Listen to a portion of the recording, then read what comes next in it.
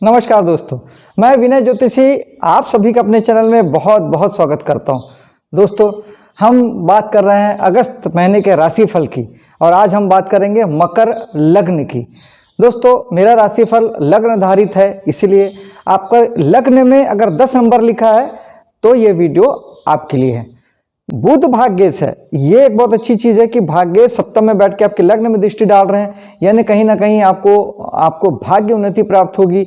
जीवन का कोई भी डोमेन हो, जीवन का कोई भी क्षेत्र हो, आप सफलता अर्जित करेंगे। चलते हैं धन भाव की ओर। ये बहुत अच्छा बन पड़ा है, जो मैंने पहले कहा था कि मकर लग्न के लिए बहुत अच्छी स्थिति है कि बृहस्पति की दृष्टि आपके धन भाव पे पड़ रही है। दोस्तों, बृहस्पति जहां देखते हैं वहां के फल को कई गुना बढ़ा देते हैं। तो आपके धन भाव में बृहस्पति की दृष्टि ये बताती है कि आपका बैंक बैलेंस बढ़ने वाला है, परिवार कुटुंब में बढ़ोतरी संभव है, वाणी आपकी अच्छी हो जाएगी, काबिल हो जाएगी। वाणी के संबंध में, वाणी से संबंधित अगर आप कोई काम करते हैं, जैसे आप एंकरिंग का काम करते हैं, आप अगर किसी प्रकार से मार्केटिंग की फील्ड में है जहाँ बोलने से काम होता है, आप टीवी आर्टिस्ट हैं, फिल्मों में काम करते हैं, डबिंग आर्टिस्ट हैं, आप गाना गाते हैं, आप उपदेश देते हैं, किसी भी प्रकार से वाणी रिलेटेड काम अगर आपके है, प्रायोरिटी उसमें वाणी की पड़ती है, तो निश्चित तौर पे ये सुपर सफलता का समय है। दोस्तों, राहु विराजमान है धन भाव में।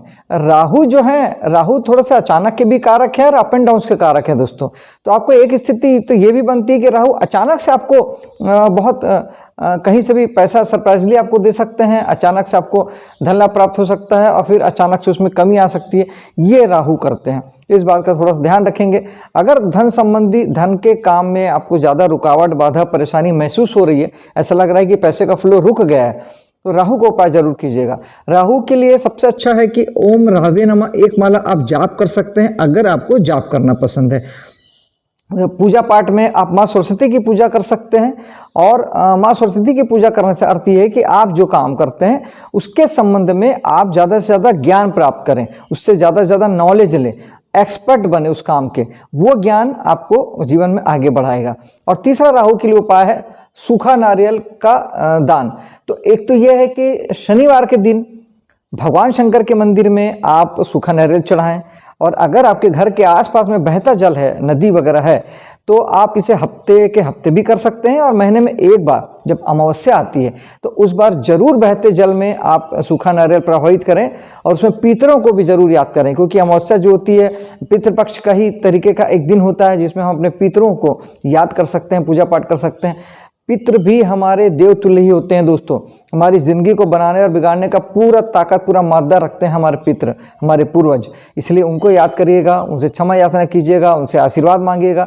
ये भी राहु के लिए बेस्ट से बेस्ट उपाय है। चलते हैं आपके पराक्रम के भाव में, जहाँ शनि विराजमान है। शनि जहाँ देखते हैं और जहाँ होते हैं, चाहते हैं कि आप वहाँ के लिए जिम्मेदारी लें, मेहनत करें। तो पराक्रम का अर्थ ये हुआ कि अब आपको इस समय में काम की जिम्मेदारी लेना भी है और हार्डवर्क करना भी है। तीसरे भाव से संबंध में जो लोग भी काम करते हैं, खासतौर पे जो लोग कमीशन दलाली के काम से जुड़े हैं, जो लोग साहस के काम से जुड़े हैं, जैसे पुलिस है, मिलिट्री है, फायर डिपार्टमेंट है, कोई भी इस तरह से ऐसे स्पोर्ट्स हैं जो थोड़े साहसी होते हैं, जहाँ भी साहस की ज़रूरत ज़्यादा पड़ती है, उस तरीके के सारे काम, और मार्केटिंग का जो फील्ड है, और ट्रांसपोर्ट का जो बिजनेस है, ट्रेवलिंग का जो बिजनेस है, और ख़ास तौर पे घर से दूर रह के जो लोग काम कर रहे हैं, जन्म स्थान से दूर रह के, उनके लिए ये है कि आपको पराक्रम करना है, जिम्मेदारी लेनी है। और यहाँ पर मंगल की दृष्टि भी है, जो कहीं ना कहीं आपके साहस, शौर्य, पराक्रम को स्वाभाविक रूप से बढ़ाने वाले हैं। तो इस महीने अगस्त में आपका साहस, पराक्रम बढ़ा हुआ रहेगा, ये बहुत अच्छी बात है। इसका पॉजिटिव उपयोग, सकारात्मक उपयोग अपने जीवन में कीजिएगा। हम चलते हैं चौथे भाव की ओर। चौथे भाव में मंगल की दृष्टि है दोस्तों, 8वीं दृष्टि भाग्य से। भाग्य से दृष्टि का अर्थ ये हुआ कि आपको कहीं ना कहीं चौथे भाव से संबंध में आपको वाहन, गाड़ी और घरेलू सुख साधन, लग्जरी और मन की सुख शांति को मंगल भाग्य से आपको सपोर्ट करेंगे। इन सब चीज़ों की अगर आपकी ज़रूरत है, रिक्वायरमेंट है, इस दिशा में आप काम कर रहे हैं, तो भाग्य का साथ आपको मिलता है। और मंगल स्वाभाविक नेचर से थोड़े से लड़ाई झगड़े के कारक भी हैं और गुस्से के कारक भी हैं। चूँकि चौथा भाव हमारा निजी परिवार का है, थोड़ा ध्यान रखिएगा गुस्से को कंट्रोल कीजिएगा, विवाद की स्थितियाँ टालिएगा, जिससे कि घर में लड़ाई झगड़ा का माहौल ना बनने पाए। पंचम भाव में चलते हैं, जो हमारे संतान का भाव है। संतान के भाव में शनि की दृष्टि। अब आप पंचम भाव से संबंधित जो भी काम करते हैं, अगर आप एजुकेशन पढ़ाई लिखाई कर रहे हैं तो पंचम भाव है। आप कला जगत से जुड़े हैं, जैसे नृत्य है, गीत है, संगीत है, चित्रकारी है, पेंटिंग है, किसी प्रकार से भी कला जगत से जुड़े हैं, मनोरंजन इंडस्ट्री से जुड़े हैं, फिल्मों से, टीवी से, यूट्यूब से, किसी भी प्रकार से आप लोगों का मनोरंजन करते हैं, तो ये पंचम भाव आपके लिए है। शनि की दृष्टि कहती है कि यहाँ के लिए अब अगर आप यहाँ के काम से जुड़े हैं तो यहाँ की जिम्मेदारी उठाएं। पंचम भाव हमारे प्रेम रोमांस का भी होता है। अगर आपका प्रेम प्रसंग चल रहा है तो इन सारी बातों के लिए आपको जिम्मेदारी उठानी है और मेहनत उसके लिए करना पड़ेगा, लगना पड़ेगा। इन चीज़ों को आप हल्के में लेंगे, जैसे चल रहा है वैसे चलाएंगे, तो शनि का बेसिक नेचर होता है दुख और पीड़ा। जब आप शनि के डोमेन में नहीं होंगे, हार्डवर्क नहीं करेंगे, जिम्मेदारी नहीं लेंगे, तब शनि आपको दुख और पीड़ा देंगे। संतान के मामले में भी यही स्थिति बनेगी। संतान के लिए आपको जिम्मेदारी उठानी होगी और हार्डवर्क करना पड़ेगा। इन केस अगर पंचम भाव से लेके कोई प्रॉब्लम आती है और किसी भी भाव में जहाँ जहाँ शनि की दृष्टियाँ और शनि बैठे हैं, किसी भी भाव से संबंधित अगर आपको शनि से संबंधित प्रॉब्लम महसूस होती है तो फिर शनि के लिए उपाय किया जा सकता है। ओम शनिचराय नमः, ओम शनिचराय नमः एक माला आप जाप कर सकते हैं। हनुमान जी की साधना कर सकते हैं। शनिवार के दिन शनि मंदिर में जाके भगवान शनि को सरसों का तेल चढ़ाना, ये एक बहुत अच्छा उपाय है जो भगवान शनि को काफ़ी हद तक ठीक करता है। और लेबर क्लास जो होते हैं, जो नीचे तबके के जो गरीब लोग होते हैं, उनको किसी प्रकार से उनका सहयोग देना, उनका सम्मान करना, उनकी हेल्प करना, ये भी शनि को ठीक करता है। तो ये सारे उपायों से आप शनि को ठीक कर सकते हैं, भगवान शनि को ठीक कर सकते हैं। तो इससे आपका पंचम भाव भी ठीक होगा, तीसरा भाव ठीक होगा, शनि की दृष्टि भाग्य भाव में वो ठीक होगा, और 12वें भाव में शनि की दृष्टि है। शनि की 3 दृष्टियाँ हैं दोस्तों, एक तो तीसरे वो बैठे हैं और आपके पंचम भाव में, भाग्य के भाव में और 12वें भाव में, 12वें भाव में शनि देख रहे हैं। तो इससे सब जगह के शनि ठीक होते हैं। 6ठे भाव में चलते हैं, जहाँ गुरु और शुक्र हैं। तो अगर जो लोग नौकरी से जुड़े हैं, जो लोग सर्विस सेक्टर से जुड़े हैं, जो लोग सेवा व्यवसाय से जुड़े हैं, जो बिजनेस नहीं करते, खरीदी बिक्री नहीं करते, अपनी सेवा देते हैं, जैसे एक इंजीनियर, डॉक्टर, वकील आपको कंसल्टेंसी देता है, सेवा देता है, जैसे एक बिजली मैकेनिक, राजमिस्त्री, ये सब अपनी सेवाओं से आपका काम करते हैं, तो यहाँ के लिए बृहस्पति यहाँ विराजमान है और शुक्र यहाँ विराजमान है। तो कहीं ना कहीं शुक्र आपके कर्म की जगह पे आपको निश्चित तौर पे थोड़ी सी सुविधा उपलब्ध कराएंगे, लग्जरी उपलब्ध करा सकते हैं। और गुरु और शुक्र दोनों ही ज्ञान के, कहीं ना कहीं ज्ञान के कारक हैं। तो आप अपने कामों में एक्सपर्टीज़ को प्राप्त करेंगे, आप कहीं ना कहीं योग्य बनेंगे, ज़्यादा ज्ञान अपने कामों के लिए आप लेंगे, और ये बहुत अच्छी बात है, लेना भी चाहिए। और रही बात ऋण, रोग और शत्रु की, तो बृहस्पति उसमें कमी लाएंगे, क्योंकि बृहस्पति जहाँ बैठते हैं वहाँ के लिए उतने अच्छे फलकारक नहीं होते, तो वो उसमें कमी भी लाएंगे और आपको समझ भी देंगे। और शुक्र के लिए हो सकता है कि आप लग्जरी के लिए आप कुछ थोड़े बहुत आप या काम के लिए अपने बिजनेस के सिलसिले में आप कुछ कर्ज वगैरह लें या कुछ लें, ऐसी संभावना बनती है। और अगर आप ऐसा लेना चाहते हैं तो आपको मिल जाएगा, आपको उसमें दिक्कत नहीं आएगी। 7वें भाव में चलते हैं, जहाँ सूर्य बुध विराजमान है। 7वें में सूर्य बुध का होना यानी आपके जीवन साथी का थोड़ा सा ईगो बढ़ा हुआ रहेगा, ज़्यादा उसे स्वाभिमान, ज़्यादा उसे इज्जत चाहिए, मान चाहिए, क्योंकि सूर्य हैं 16 तारीख तक, और चूंकि सूर्य अष्टमेश भी हैं तो आपके जीवन साथी को 16 तारीख तक थोड़ी सी दिक्कतें भी महसूस होगी। 16 क्या कह सकते हैं, सूर्य तो फिर 16 के बाद भी 8वें भाव में चले जाएंगे। तो आप ये मान के रखिए कि अगले 1 महीना कहीं ना कहीं थोड़ा सा मानसिक रूप से तनाव, प्रेशर रह सकता है आपके जीवन साथी के साथ में। और लेकिन बुध सब भाग्यश होकर यहाँ बैठे हैं, लेकिन जीवन में भाग्य भी साथ देगा। अगर इन्हें कुछ करना है, कुछ कर रहे हैं, तो निश्चित तौर पे इसमें बुध का भी सहयोग आपको प्राप्त होता रहेगा। और लेकिन बुध 6ठे के स्वामी भी हैं। वाद विवाद से बचिएगा अपने जीवन साथी के साथ, क्योंकि उनकी स्थिति ऐसी बन रही है कि वो आपसे वाद विवाद के लिए प्रेरित होंगे, क्योंकि 6ठे बुध सप्तम में बैठे हैं, तो ये वाद विवाद की स्थिति को बना सकते हैं। अगर ऐसा कुछ होता है तो आप बुध के लिए विष्णु सहस्त्र नाम का पाठ अपने जीवन साथी से, स्पाउस से जरूर करवाएं, ये एक अच्छी स्थिति है। और अगर बिजनेस धंधे में आप हैं, अगर बिजनेस करते हैं, बिजनेस का भाव हमारा सप्तम होता है, तो वहाँ पर भी आप विष्णु सहस्त्र नाम का पाठ करें, जिससे आपको दिक्कतों में, परेशानी में कमी आए, क्योंकि फिर आप व्यवसाय की जगह पे भी आपकी वाद विवाद की स्थितियाँ बन सकती है। अष्टम भाव में केतु अच्छे हैं क्योंकि केतु जो डिटेच करते हैं और आठवां भाव हमारा तनाव चिंता परेशानी का होता है।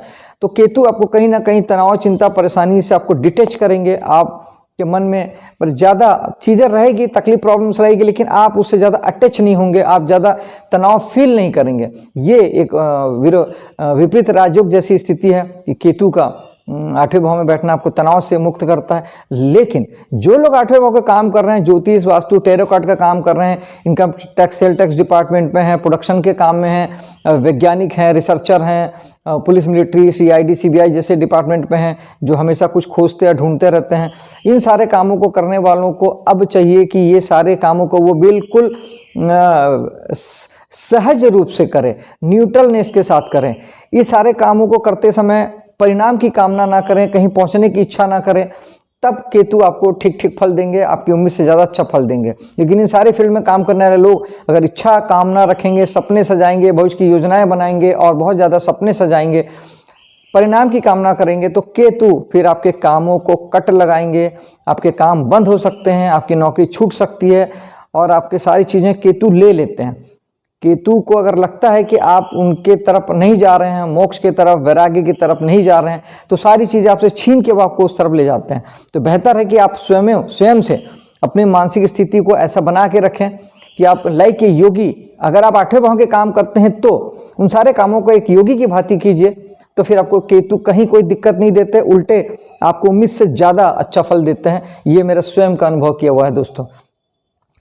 केतु के लिए उपाय भी मैं आपको बता देता हूं। अगर आपको दिक्कतें होती है तो फिर केतु के लिए आप ओम केतुआय नमः एक माला जाप कर सकते हैं।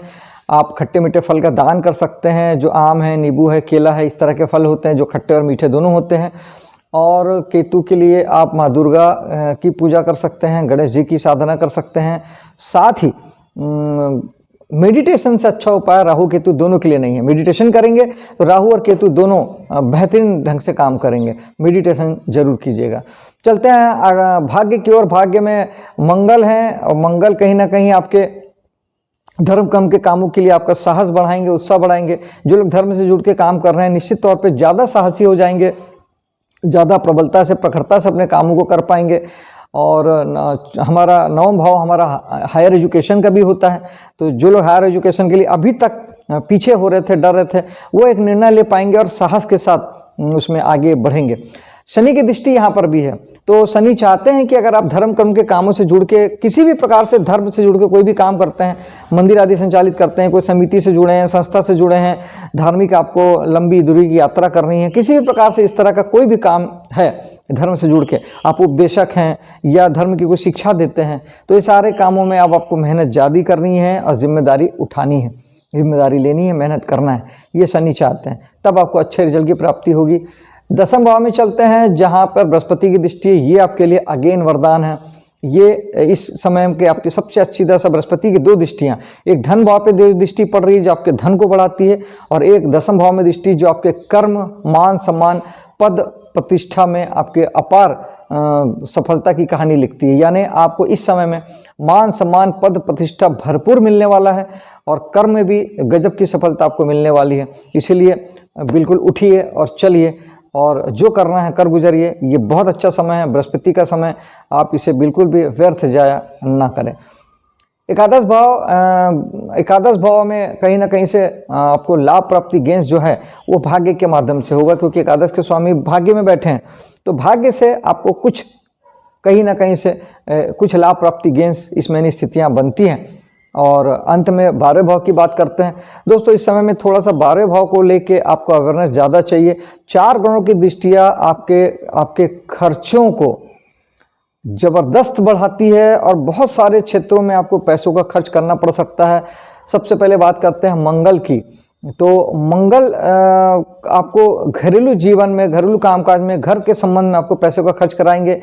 उसके बाद आपके शुक्र हैं जो रोग बीमारी आदि में आपको पैसे खर्च करा सकते हैं।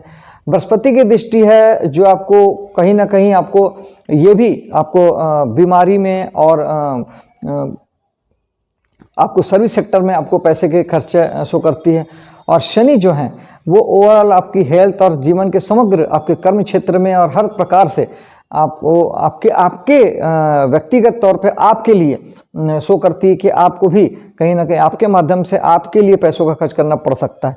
इन सब के लिए मैंने यहाँ पर दोस्तों 4 ग्रहों की दृष्टि है, शनि, बृहस्पति, शुक्र और मंगल। तो शनि के लिए मैंने पहले ही बताया कि शनि को कैसे साधना है। बृहस्पति के लिए धार्मिक होना, किसी जीवित गुरु से जुड़ना और किसी जीवित गुरु का आशीर्वाद लेना, किसी को गुरु मान के उनका आशीर्वाद लेना, ये बहुत अच्छा उपाय है।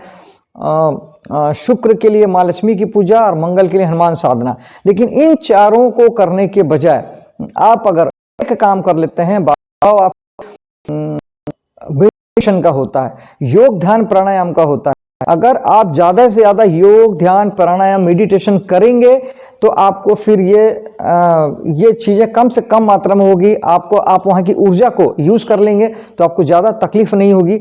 लेकिन ठीक इसके उल्टे, अगर आप 12 भाव के काम करते हैं, कहीं से भी विदेश से जुड़ के काम करते हैं, हॉस्पिटल उद्योग से जुड़े हैं, आप योगा टीचर हैं, आप इन्वेस्टमेंट का काम करते हैं, आप किसी भी प्रकार से आप विदेशी कंपनी से जुड़ के काम कर रहे हैं, यहाँ रह के ऑनलाइन प्लेटफॉर्म पे विदेशों से काम करते हैं, कहीं से भी विदेश से जुड़ते हैं, मल्टीनेशनल कंपनी में काम करते हैं, तब फिर ये चारों ग्रह आपके जीवन में सफलता लेके आएंगे, आपका मार्ग प्रशस्त करेंगे और आपको जीवन में ज़्यादा से ज़्यादा सफलता देंगे।